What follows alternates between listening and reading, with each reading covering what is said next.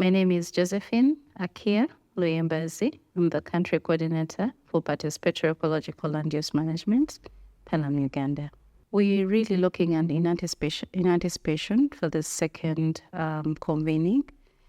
And our expectations are really towards the changing trends within agroecology, and especially looking at the markets and business opportunities that agroecological products seek to tap in within the markets. One, we're looking at how are we going to tap into the different innovations around aspects of agroecological entrepreneurship. How are we bringing in, for instance, digital marketing within this space to enhance the productivity of our agroecological products, but also tap in within the indigenous knowledge. We are working and looking for basically looking at territorial markets, and within the territorial markets, these are people, ordinary people that are based in our local markets. And within them, they have a vast experience of indigenous knowledge that we seek to tap into for them to share experiences that we can learn from across the different country chapters.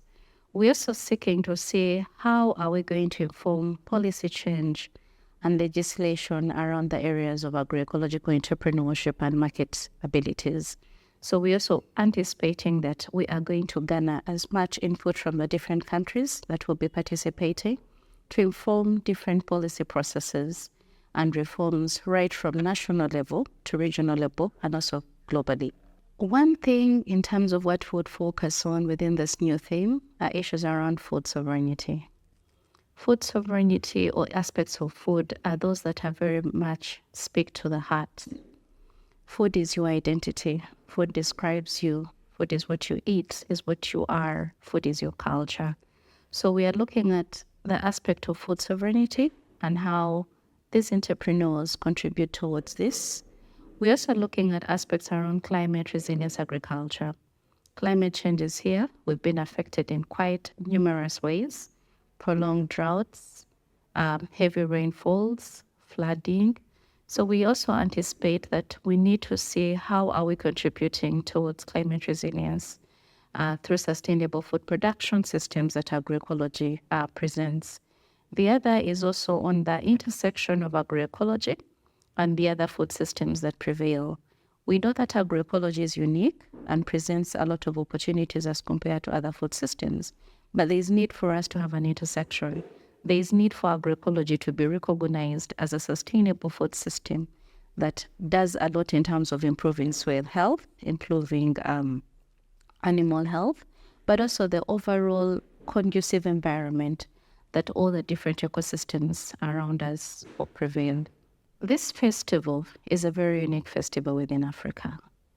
And the fact that it's going to be held just right after the second convening of agroecology and territorial markets actors, it gives us a platform to bring different stakeholders on board. From what the organizers have prepared for us, we are having a cross-section and diversity of different stakeholders that are going to be there. We're also going to see the integration of music, dance, and drama, and what does this prevail towards the different initiatives. For instance, AFSA and the different partners are promoting My Food is African campaign.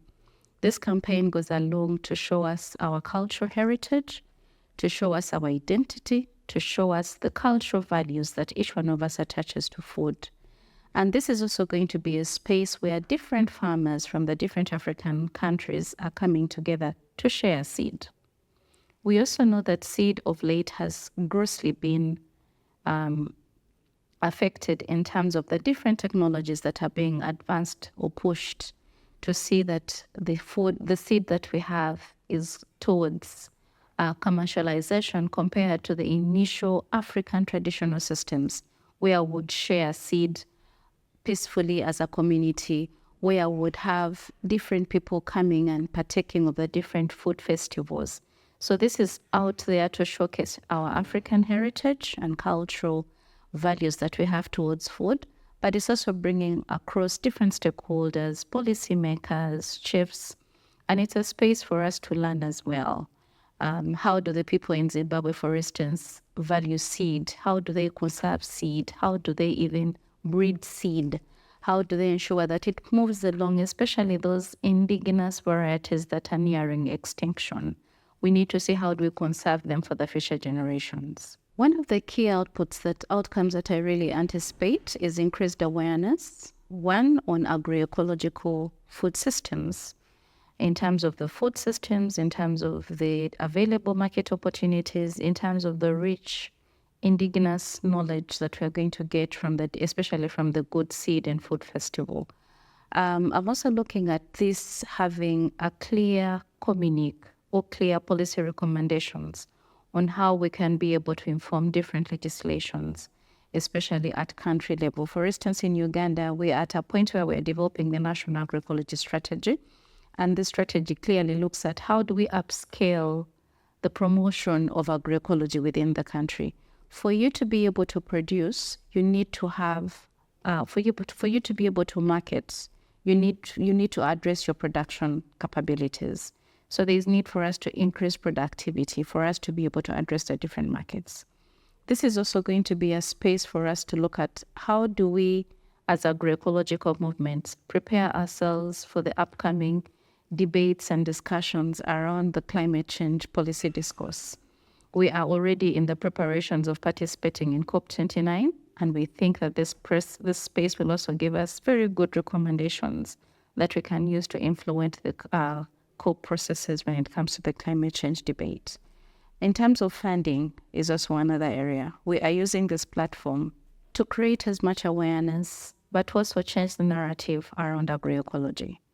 The narrative that is around agroecology has grossly been misinterpreted, and there's need for us to set the record straight by providing the accurate information around agroecology, but also answering the very many questions that different players have when it comes to agroecology.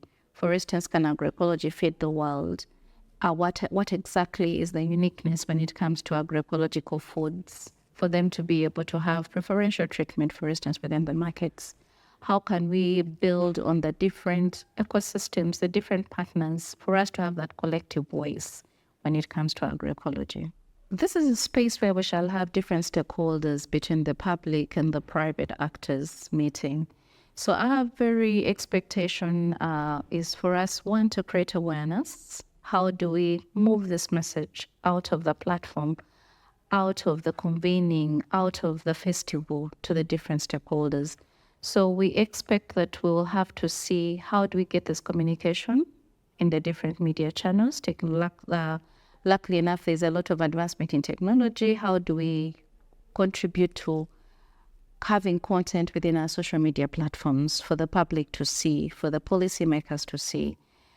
We also anticipate that this will be a space for us to engage different stakeholders on organizing momentum for us to inform the different policy processes, especially when it comes to climate change-related discussions, when we're looking at food-related campaigns like My Food is African. For instance, right now there's a lot of discussion around the CADA processes and the Malabo, post-Malabo discussion. We had a declaration that was set in Kampala, and we want to see how do we get agroecology recognized within the spaces. So this is one place that we think we can engage different stakeholders on recognizing agroecology, not only as a movement and a practice, but also as one that has different alternatives to offer when it comes to the different challenges that we are facing as a continent. Issues around biodiversity loss, issues around climate change, like I had initially talked about, issues around the integration of the different ecosystems to make the world a better place.